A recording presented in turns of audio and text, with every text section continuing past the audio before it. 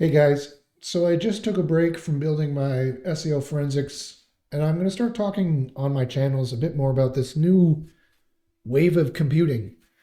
There's a huge shift in computing that's happened, and it has nothing to do with SEO. This is totally different. I might even just change careers, quite frankly, because this is such a weird. I love SEO. I'll keep doing it, but this is a weird time to be alive. For example, I wanted to know about a tsunami app to predict tsunamis because I live on the ocean. And I couldn't find one. So I just said, well, fuck it, I'll make it myself. So I went here to Claude Code, and in 30 seconds, it's like, yeah, here you go. So I'm just going to show you, I'm building in public here. I'm going to show you if this works. I have no idea if this is going to work, but I thought, hey, what the hell? So it said it built it. Yeah, so now I'm going to go over here to Gemini. No, to Chat GPT and say, all right, what is the most crazy height you could possibly get for a tsunami where I live?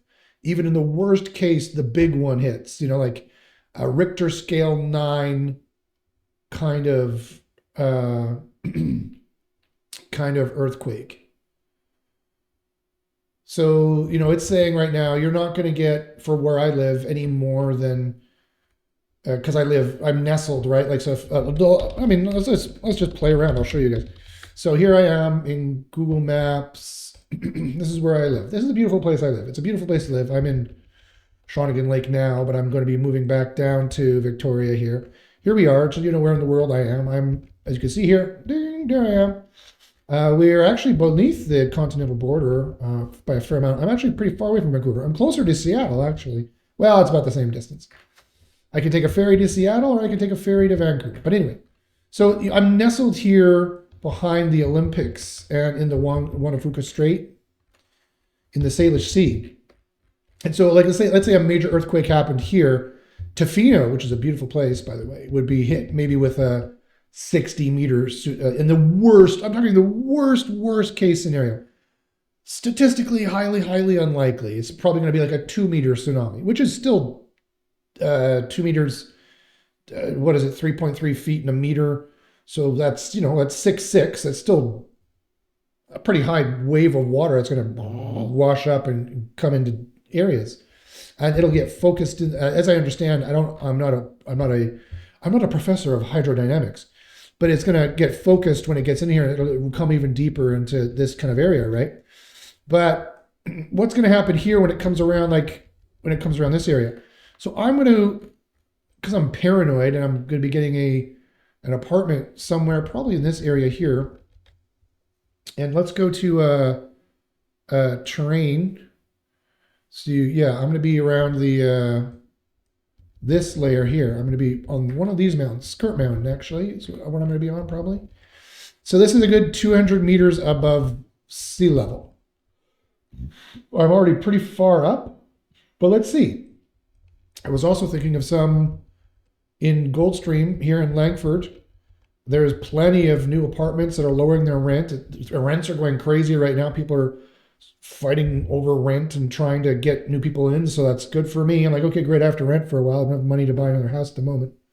After the bath I just took on some other crazy BS that's going on. And, Trump getting elected and tariffs and the economy going to shit. None of that has helped. So I'm like, okay, well, how high would it go? So 60 meters. 60 meters is pretty effing high, right? 60 meters is 200 feet. Imagine a water 200 feet high just coming in. Like that's nuts, right? Because the idea in a subduction earthquake is that this whole island will go down. It'll go under a bit. It'll go down in elevation while the water is swooping over from like a big earthquake over here or something like that, or over here or something like that. That's the general idea.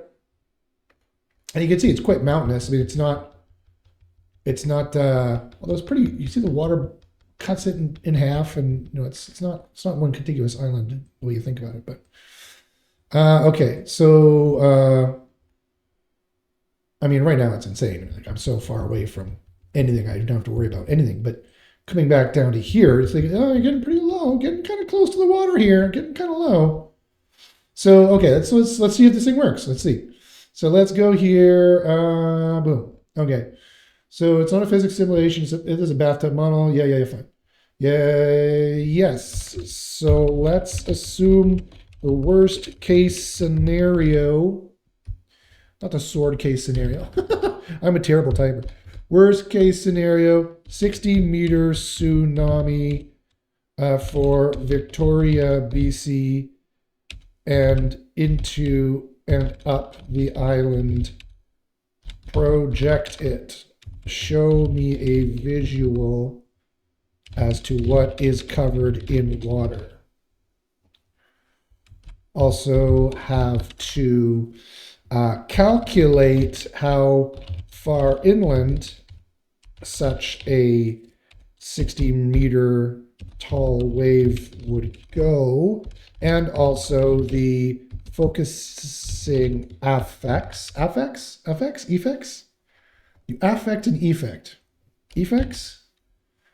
of valleys, etc.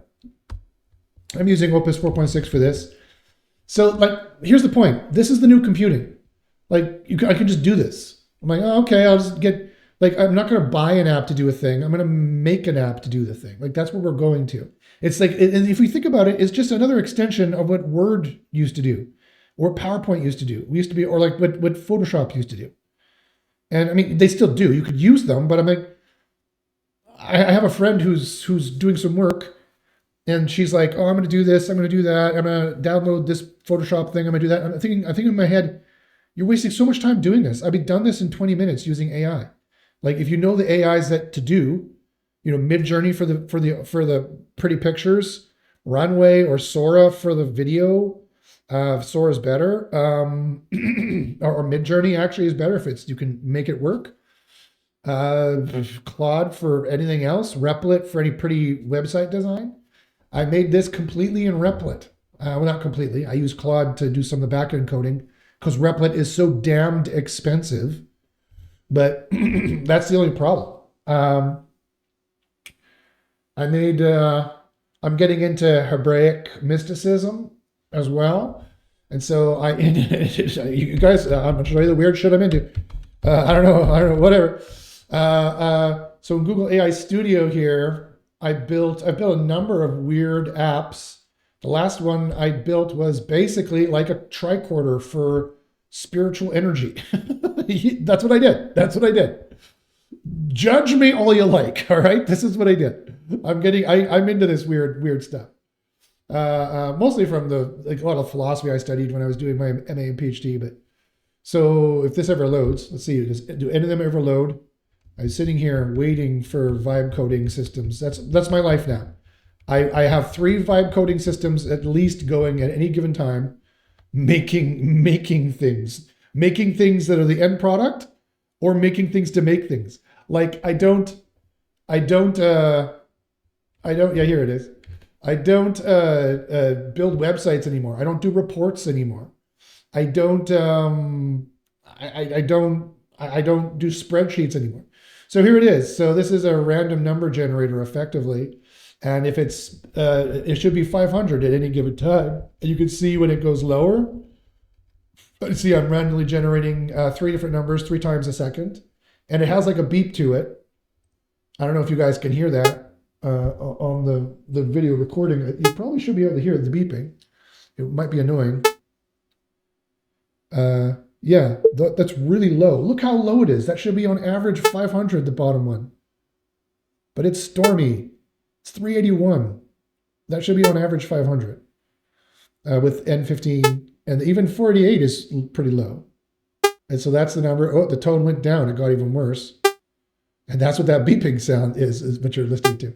So anyway, I walk around with this on my phone and I go scanning different areas to see if there's, I don't know, ghosts or something. I don't know what I'm looking for, but I don't know. I like this shit. This is, I made this in 5 minutes, you know, like it's just, you can let your creativity go. You know, you can do stuff. Anyway, so is this done? Has it done anything yet? No, it's like, it's thinking about it. This is funny. Usually it's faster than that, but so it's interesting. This kind of quick crap you can do. Again, building in public here, I probably should have waited until it was done before showing you, because people don't like super long videos, and I don't know how long this is going to take to do this, but yeah. Well, the spirits are, let's see if we can make this more positive. Let's think positively, see if this number can go up. All right, so everyone watching this video, think positively and see if the number will go up. Think positive thoughts. Think happy, joyous, peaceful, positive thoughts. Think peace and love. Peace and love. Peace and love. Oh, yeah, see the numbers going up. The numbers are going up. And it's getting brighter. It's getting brighter. And this has gone up. It's getting brighter. It's like, oh, you're growing things. Things are nice. Oh, no, it crashed again. No, I had some doubt or some pride. Oh, it's wavering around. See how high this is now? See the huge swings that we're getting with this? It's very interesting. Anyway, okay. So that's probably pissing people off, beeping away. So, yeah, like, I don't know. It's weird. It's a really weird time. Really weird time to be alive here. Okay. Okay, go, please make it. Sometimes you have to remind it to do things. Go. Do it. Keep saying stop and it doesn't work. Oh, maybe this thing's broken. Naturally. Well, then there was negative spirits. Hey, wait a minute. Let's bring that back. Maybe. Hold on a second. Wait a tick. This could very well, wait a minute. This is weird. My spiritometer, my spiritometer, to which is not the only one I've made. I've made another one here too, which does thumbs up and thumbs down. Let's see. Oh, this one has errors. This one doesn't work anymore. Oh, it's on my Google Drive. I don't know why. This one I made as well, which is a different random number generator. It does something differently. It generates a number every 3 seconds, and then looks for statistical improbabilities.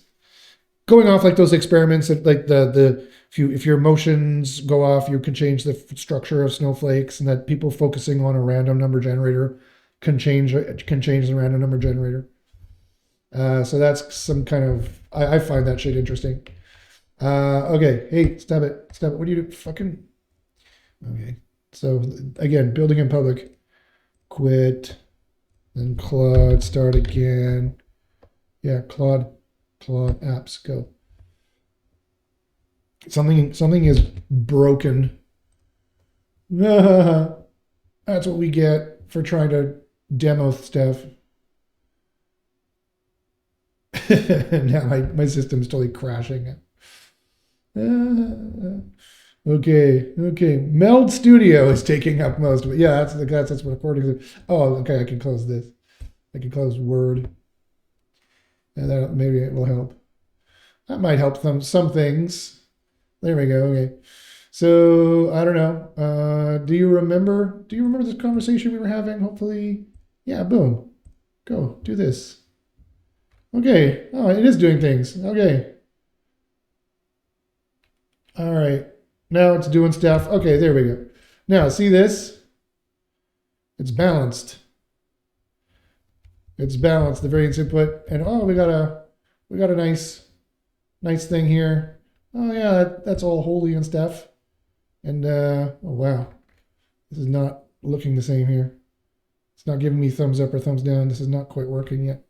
So this is another thing I did. Anyway. I thought negatively. That was a negative thought. Oh no. It's all negative. No. Okay, let's think positive. All right, let's think positive thoughts. Positive thoughts. Think positive. Positive thoughts. Make it be positive. Positive thoughts. Oh, it's balanced. Okay, well, that's what it should be statistically. That's what it should be, that line. Yay, positive. Bing. Now let's see how long we can make it be positive. How many more positives can we have in a row? Positive thoughts. Think peace and love and joy and those kind of things. No, actually, I got annoyed. I looked at this and that's when that happened. Like, what is it? Why is it doing this here? Stop that. There. Fine, go. And then this. And there we go. See? And we have negative duration of 9 seconds. We have a positive duration of 2.6. That shouldn't happen. We have anomaly. Yeah, that's the anomaly direction. That's the anomaly thing. So let's see if we can make it even more positive thoughts while this is coding away. Okay, now we're going to run it. Positive, yay! Positive. If you guys want the positivity app, I call it all thumbs because it's all thumbs up or thumbs down. If you guys want to run this, I'll send it to you. Fine, I'll send it to you. You guys can see. You guys can put it on your phone and start scanning around, see if there's ghosts. See, the spirits agree. That's a great idea. If you want to change this to a Hebrew Star David, whatever you want to do, No, that's not negative at all. That's very positive. Okay. I find it interesting. This hasn't changed yet to a pentacle. Not a single pentacle has been generated. It hasn't rolled a 66 here. Oh, there it is. Boom, a 66. I was thinking about it and it happened. See what I mean? Is that just correlation? Is that just correlation? What is going on? What is going on now? Oh, there's a bunch of negativity, and then this thing happened again. Okay, come on. Let's be positive. Think positive thoughts. Positivity. Think puppies and kitties and positive things. Puppies and kitties. Okay, so it says for 4 minutes doing API calls. So what this thing is down in the background here is running this terminal command plus the thing that it built. So here's some pro tips for vibe coding. So first off, and the same thing goes for OpenClaw. Like, I don't know if you guys have heard of OpenClaw, but it's this thing that people are using to do web automation. It's not quite the same as an agent, although it can be. This can do stuff that OpenClaw can do too. But for all these kinds of systems, you need to choose an isolated sandbox. You need to put it in its own directory, its own drive, something, and you don't let it access anything else.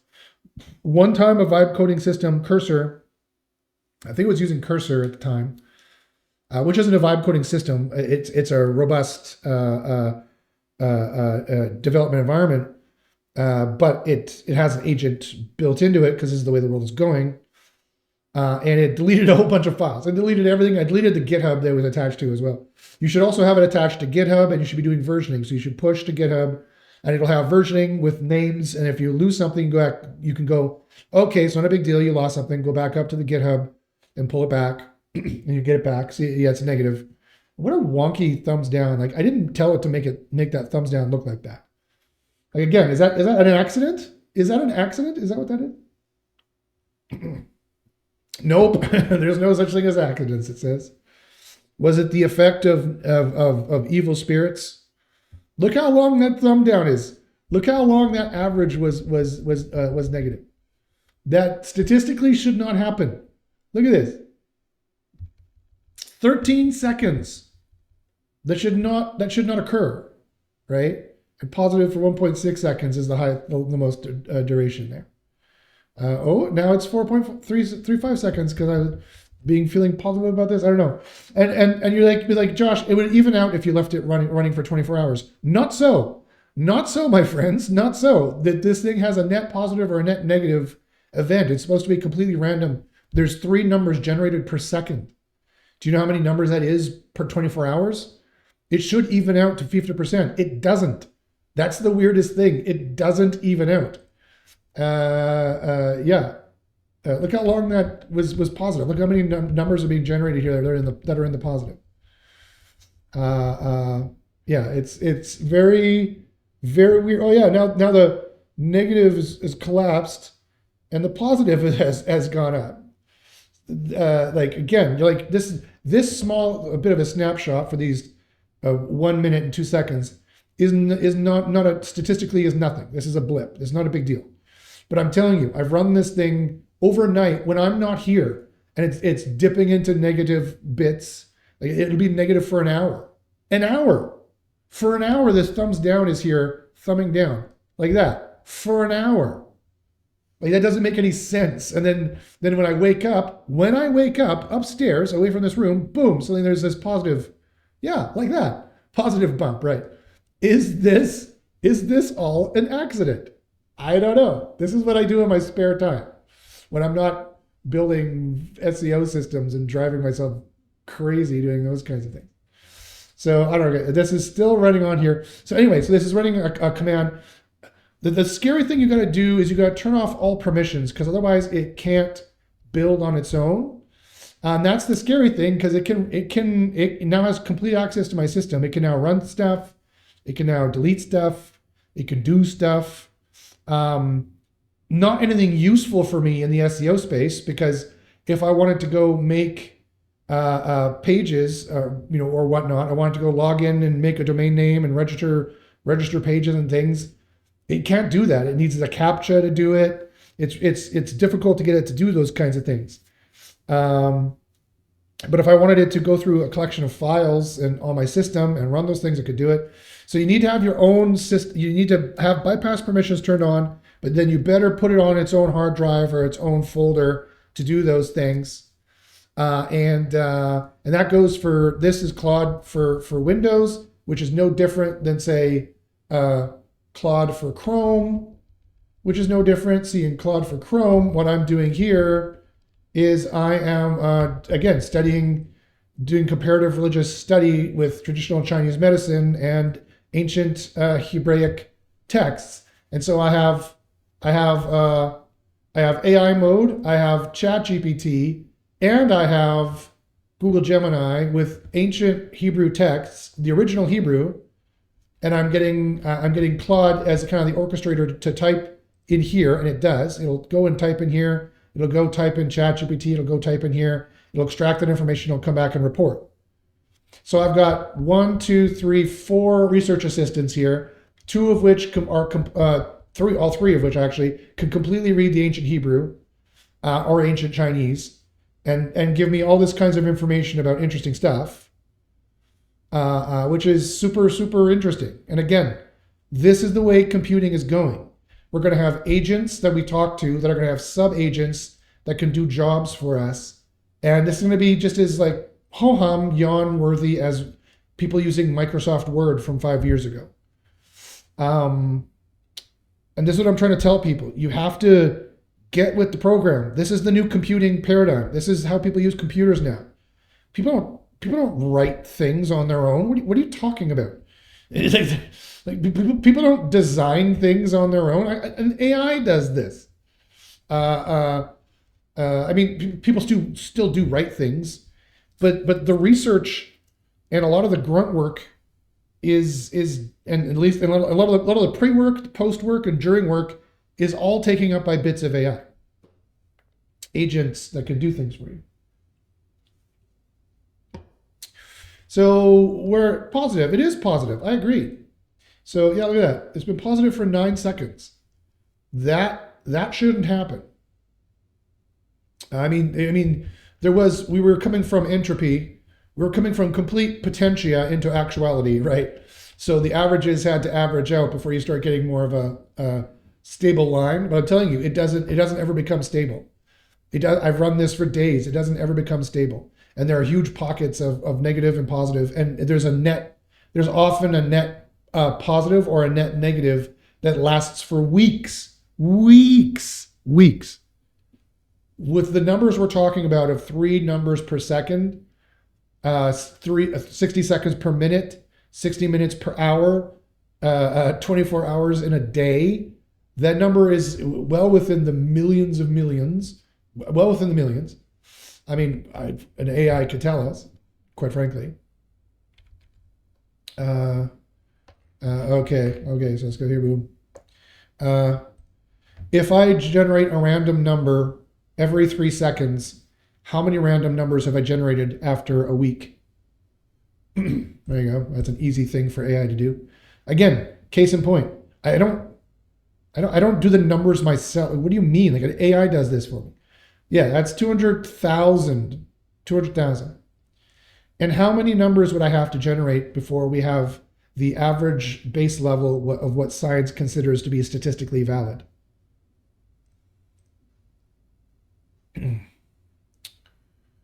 30.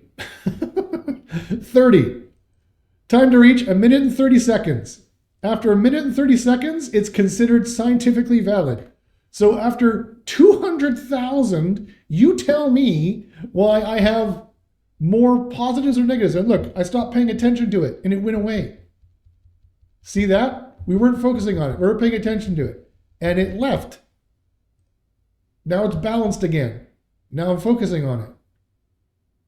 I'm focusing on it and bing, I thought positive and it goes positive. I can almost make it work on command. Almost. Okay. Become the star, become the star, become the star, become the star, become the star. What is this thing?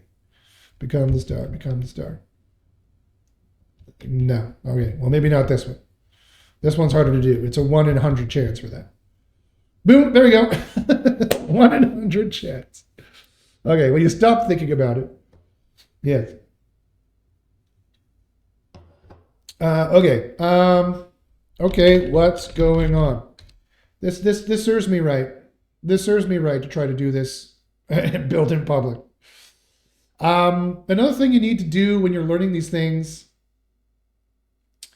Another thing you need to do when you're learning these things is which vibe coding system you want to use. I did this in Google AI Studio because it's one and done. Super easy. You can use it free. I think you can use it free. I think. I've built complete apps in this, and it has worked, but it was super annoying. It would rewrite parts of code it didn't need to rewrite. It would dumb down your prompts. When you're planning, it'll build. So for that reason, this is better because it has a plan mode, or you can tell it to always ask permissions, or you can tell it to bypass permissions, which most of us is going to do. Because it's just annoying to be always telling it, yes, you can do that. Yes, you can run that terminal. Yes, you can install that. Yes, you can do that. Although some people are going to want to have that level of control. Then there's Replit that has the same kind of build plan. Oh, you can't see this. Has the same kind of build plan capabilities, which is useful. Replit is useful, but Replit is bloody expensive. I have spent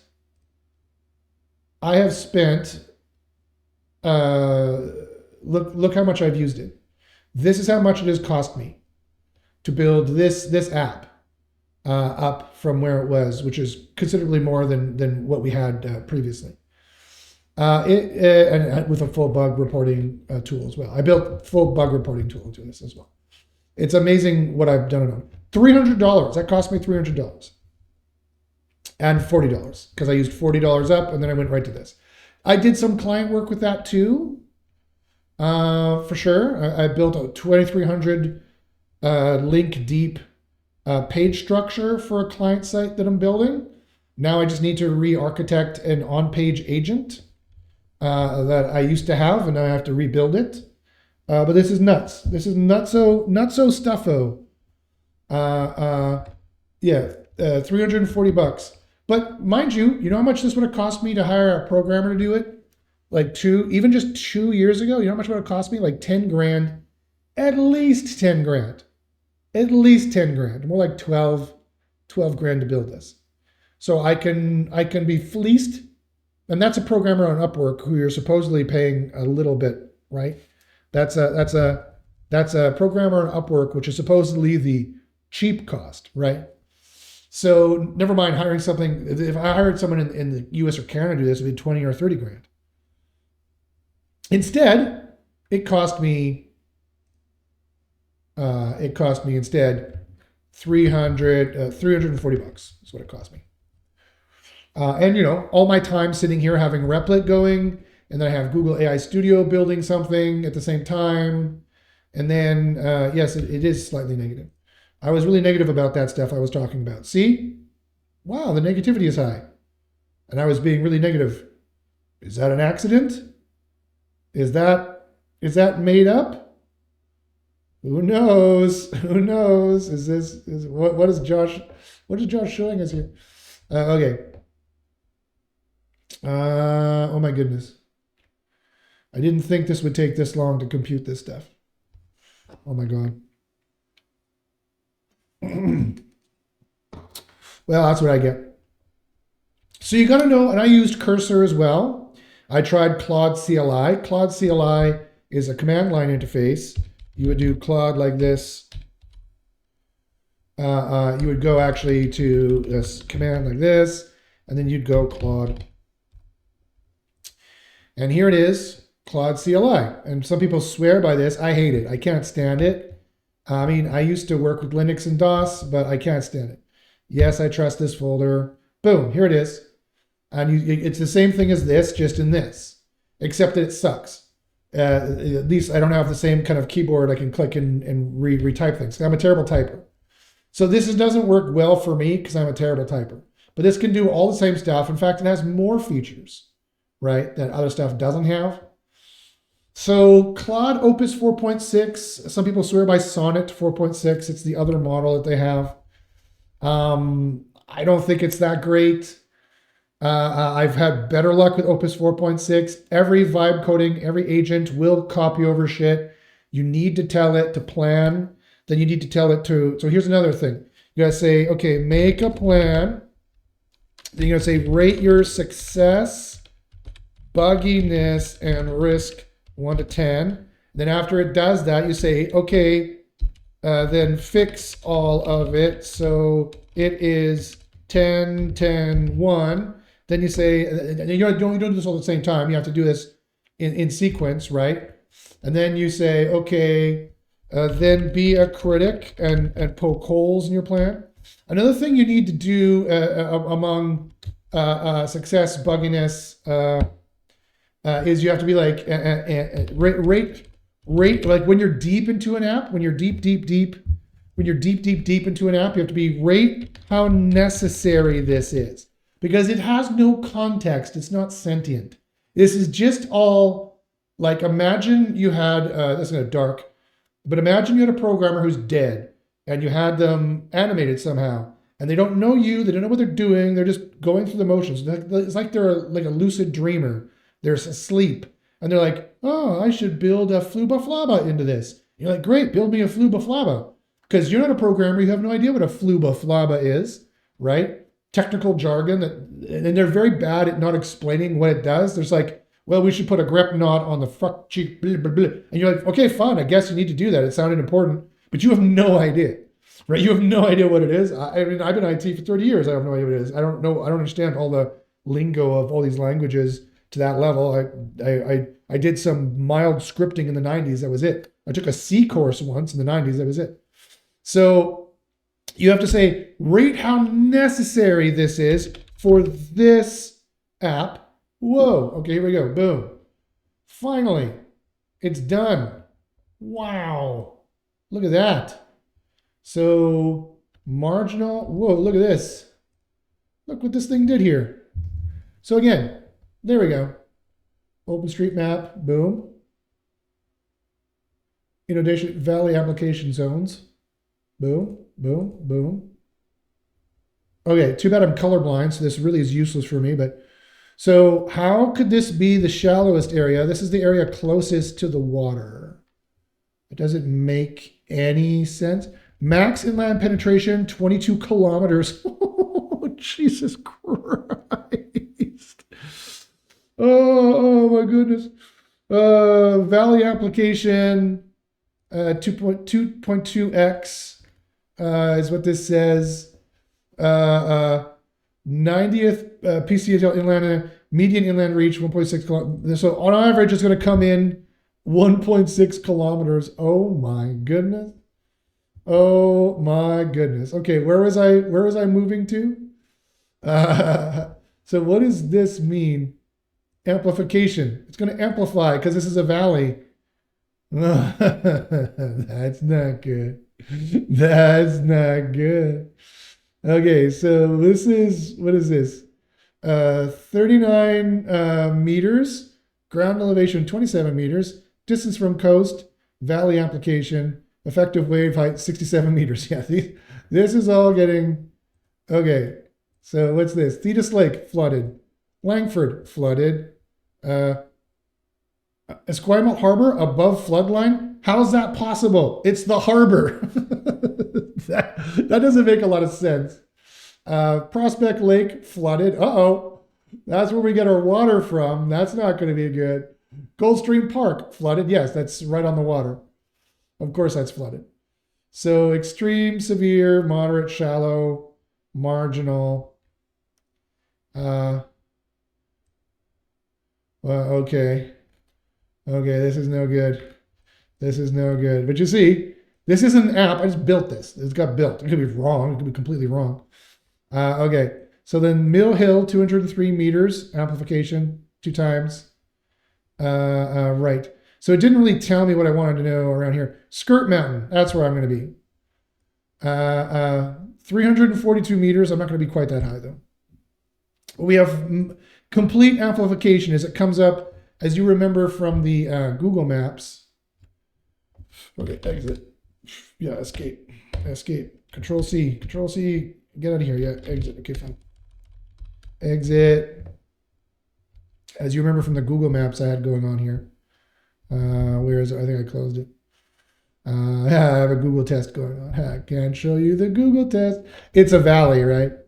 It's a complete valley. So if the water comes this way, if the water comes from this way, it will amplify into this valley. But I'm going to be about like here, 200 meters up. We're not going to be on the top of Skirt Mountain, right here, 300 meters. That's what I was talking about. I'm going to be more like along this road here, probably. So yeah. So that's even higher than 200 meters. It's, what is it? 200, 1, 2, 3, 4, 5. This is 20 meters up. So I'm going to be 220, 40, 260. I'm going to be 260 meters above the ground, above current sea level. And so this is saying this, you have maximum amplification though down here on this end. So what does this color mean? Too bad I'm completely blind. Extreme 87 meter height. Okay, so then I'm gonna have to ask it now, and so you can just ask it. Okay, I don't understand how to read this at 240 meters above current sea level, just under the crest of the 342 meter high Skirt Mountain, but with 2.2 amplification. Am I above the water tsunami line or not? And if you can't understand the Excel, then just say, AI, do this. AI, explain this to me. I don't understand. AI, go and do it. I'll still be screwed because all our water comes from Prospect Lake, and then it'll be washed out with salt water. Okay. At 240 elevation, you're safe. Not even close to flooded. The math, 60 waves and 132. Okay, so you times it by 2. Okay. He says, the problem is the purple valley amplification zones layer is painting application values all valley-like terrain, even cells that aren't flooded. It's showing topographic confinement, not actual flooding. That's misleading. Let me fix it. No, don't fix it. It takes too long. It made this in pi. Okay, but what if, I can see it's pi files. But what if I'm down here in Langford? Langford is flooded. It's 78 meters high, but the flood depth is 54 metered. It's 5.8 kilometer, 3.8 kilometers from the coast, indeed. Okay, but, okay. Okay, so explain this then. If Langford is 78 meters high, then if Langford is 78 meters high, then how are we flooded here?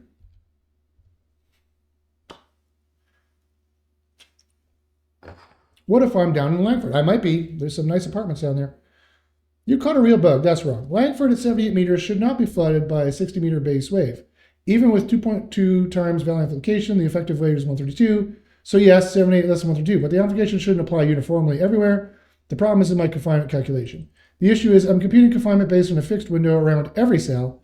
Langford sits in a broad lowland, true, between hills, yes. So it looks confined, but it does have hills on multiple sides, that's true. But it's not a narrow valley channeling water. Well, how narrow is narrow? It's, there's maybe, 10 miles, but that 10 miles is a valley. Even if there's a mountain over there and a mountain over there and you're in a 10-mile valley, that's what it is. It's not a narrow channel. Now it wants to rewrite it and redo it, and then I have to wait for 4 more minutes. But anyway, so I did this for free. Did I have to buy anything to do this? No. Well, I paid Claude. I pay $100 a month because that's what it takes for Claude for Windows. And quite often you'll have Claude for Windows. I had Claude earlier today. I'll just show you. I had that was the Hebrew thing. I had Claude Code building in Google AI Studio. So Claude Code is building in Google AI Studio, which is building a thing. That's actually how I built that thing that I showed you today. One of the things I showed you today is I didn't do it. I asked Claude Code to do it. And so Claude Code used it. Cloud for Chrome did it. And that's only on the $100 per month one. You need that for that. So it's kind of interesting. Yeah.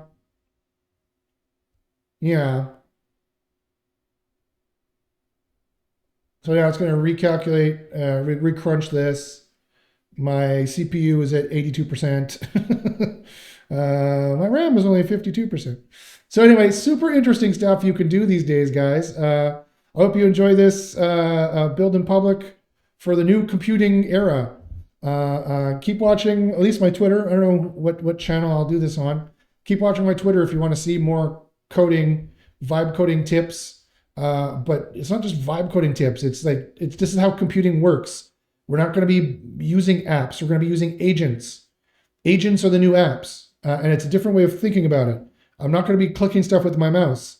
I'm going to be talking to it probably, or typing things, and then I'll be clicking things that it makes. I don't use Word to make documents. Now I use Agent to make Word to produce a document that I want, of a specialized nature, of something that Word can never do. Until they make Word do those things. Everything's going to become an agent. Everything's going to be an agent. So that's going to be super interesting. Anyway, guys, I hope you find that interesting. And tweet me. Let me know what you think. If you want to see more content like this. All right, guys, have a good night.